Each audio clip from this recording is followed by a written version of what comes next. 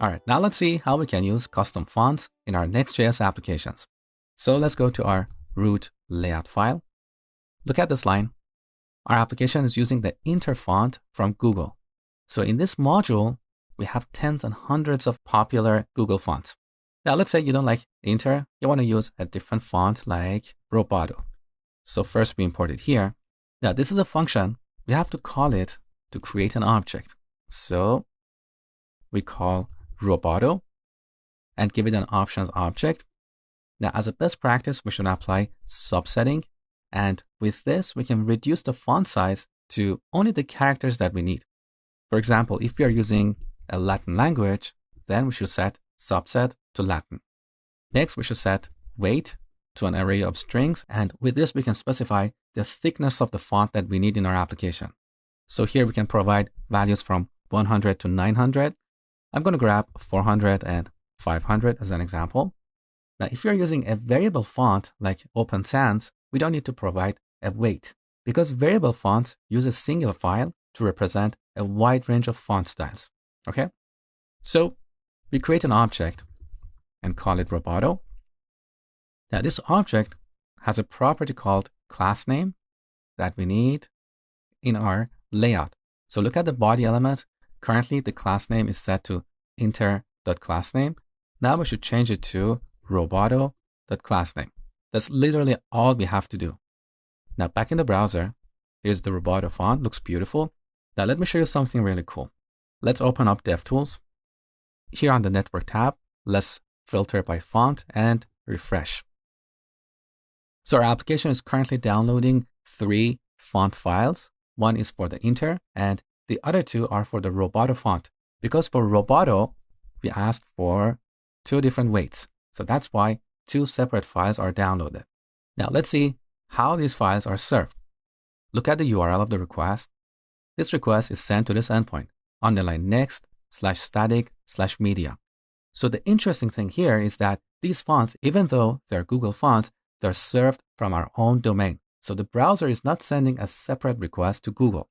When we build our application for production, Next.js automatically downloads these files from Google and serves it with our application. Okay? So this is how we can use Google fonts. But what about custom fonts that don't exist on Google? We can load them the same way. So on the top, we import a function called local font from next/font/local. Now, similarly, we call this function to create an object. So we call local font. Here we pass an options object. First, we need to set the source. For this demo, I have the Poppins font. I'm going to attach it to this lesson if you want to download it and try this with me. So we're going to add this font to the public folder. So first, let's create a new folder called fonts. Then we're going to drag and drop this right here. Good. Now, here we set the source to. Now, we cannot use an @ sign here to go to the root of our application. So we have to go one level up because this layout file is inside the app folder. So we go one level up, then we go to the public folder, fonts, and now let's grab the file name. So we can press enter here to select the file, copy, and paste it here. Make sure to add the extension that is WAV2. Now, just like before, this returns an object. So we store it here. Let's call it Poppins. And then we apply it to the body element. Take a look. So here's Poppins. I love this font. It's very beautiful. Now let me show you something you need to understand about custom fonts. Let's right click here and select inspect. Look at the class of the body element. So we have this unique class name that is generated by Next.js. Here we have font family set to Poppins. We also have Poppins fallback. All of this is taken care of by Next.js, so we don't have to provide a fallback font. Now let me show you how we can use custom fonts with Tailwind. So back to our layout. When creating a font, here we should set the variable property to the name of a CSS variable or custom property that represents our font. So here we pass --font--Poppins. This is just a name that we choose for a custom CSS property. Next, we go back to our body element instead of setting the class name to poppins.className, we set it to poppins.variable. Now, back in the browser, look, we still have this unique class, but in this class, we don't have the font family property anymore. We have our custom CSS property, that is font poppins, which is set to the poppins font. Next, we should go to our Tailwind configuration file, register a custom font, and assign it to this custom CSS property.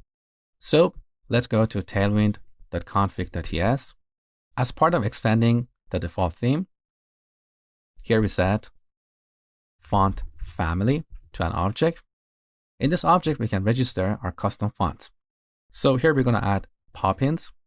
We set it to a string, and here we use the var function of CSS to read the value of our custom CSS variable or property, that is font poppins.